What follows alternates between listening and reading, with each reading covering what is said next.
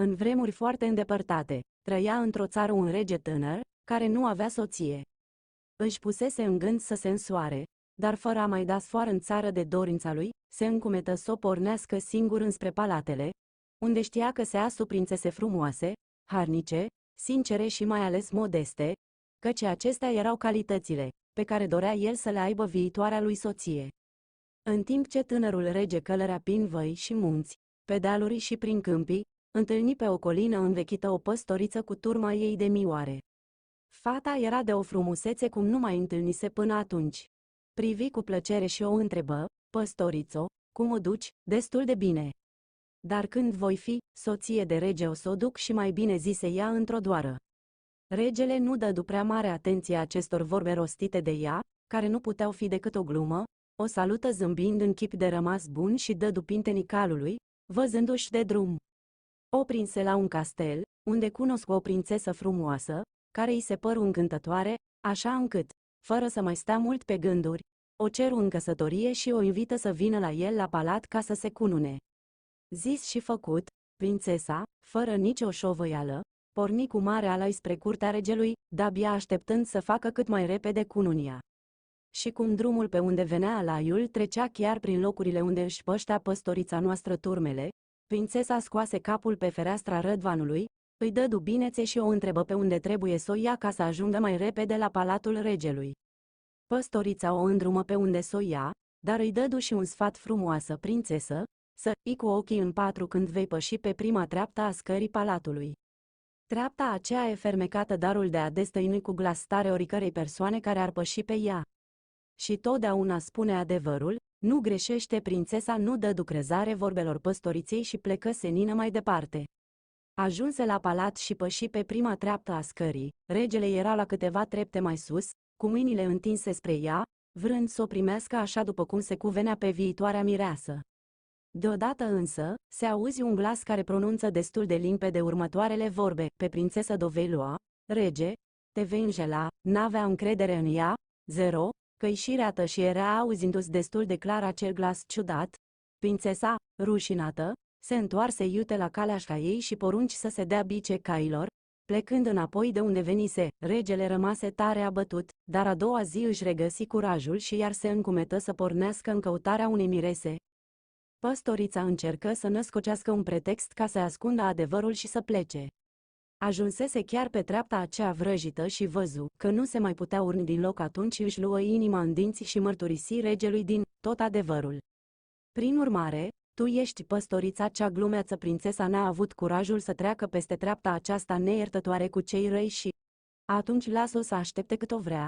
N-are decât prințesă din cele trei, nu are calitățile tale, așa că numai tu meriți să-mi fii soție." Spunându-i acestea, regele o duse în brațe în palat, așa încât amândoi, mirând de fată, putea începe cununia și apoi petrecerea, iar prințesa a înoptat pe deal, așteptând-o zadarnic, cu punga ei de galbeni, pe regina păstoriță.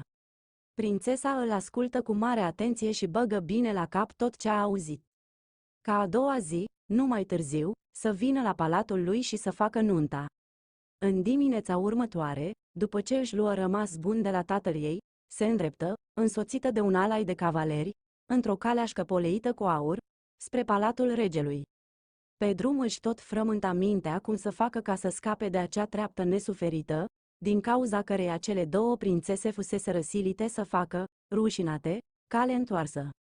Privind pe fereastra trăsuri, dădu cu ochii tocmai de frumoasa păstoriță.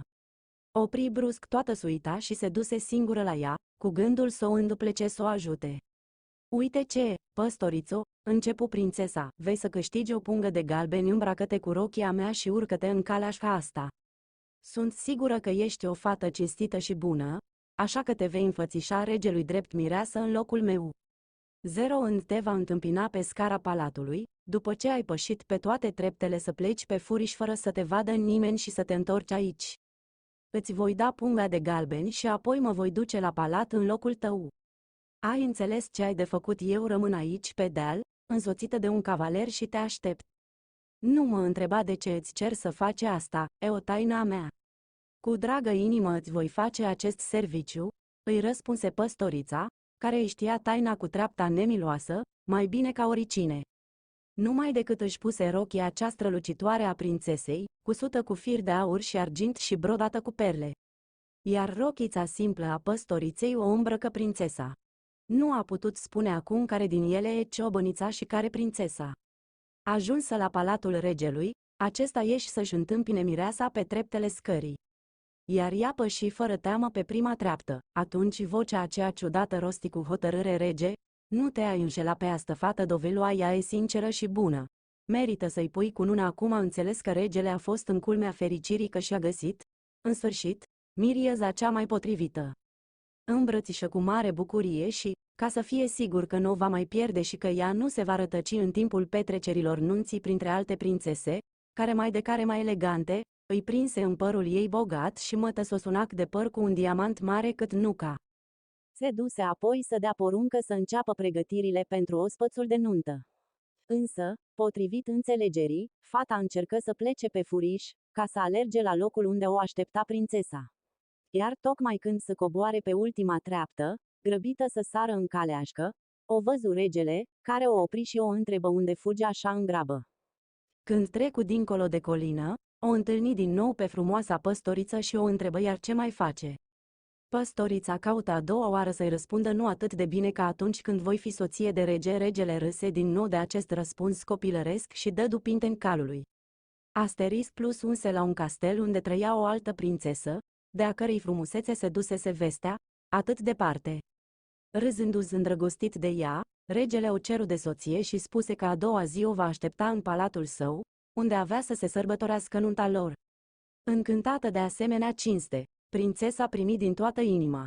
Si cum drumul spre palatul regelui trecea tot peste colina pe unde frumoasa păstoriță își mâna turmele, prințesa, întâlnind-o, o întrebă de drumul cel mai scurt.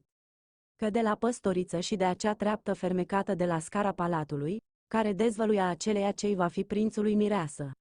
Asta nu-i prea plăcu prințesei, dar nu se descurca căci se considera tare vicleană și iscusită, așa că mers mai departe.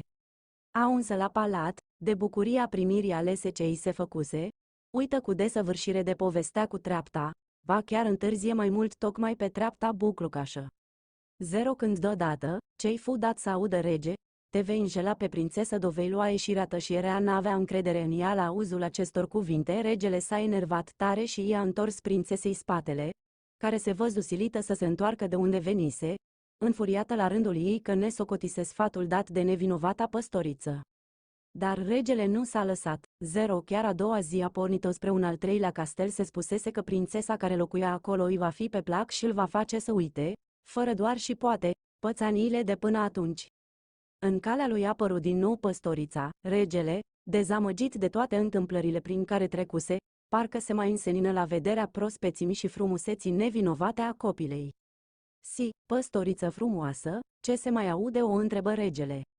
Sunt mulțumită, o duc bine, dar nu ca atunci când voi fi soție de rege, răspunse cu un aer jucăuș fata. La gluma ei copilăroasă, căci numai ca o glumă putea fi socotit răspunsul ei dat regelui, acesta se înveseli și porni plin de nădejde mai departe. Într-adevăr, acolo, când o cunoscu pe fiica stăpânului castelului, se îndrăgosti pe loc de ea, uitând cu totul de cele două logodnice pierdute. Sigur că ea va fi aleasa inimii lui. Prinzând mare încredere în ea, îi povesti cu toate amănuntele cum le pierduse pe celelalte două prințese, îi spuse cu câtă nerăbdare o aștepta pe ea a doua zi la palat, fiind absolut sigur că treapta fermecată care s-a arătat atât de neiertătoare față de năravurile celor două. Prin urmare, tu ești păstorița cea glumeață. Prințesa n-a avut curajul să treacă peste treapta aceasta neiertătoare cu cei răi și atunci lasă-o să aștepte cât o vrea. N-are decât prințesă din cele trei, nu are calitățile tale, așa că numai tu meriți să-mi fii soție. Spunându-i acestea, regele o duse în brațe în palat, așa încât amândoi, mirând de fată, putea începe cununia și apoi petrecerea, iar prințesa a înoptat pe deal, așteptând-o zadarnic, cu punga ei de galbeni, pe regina păstoriță.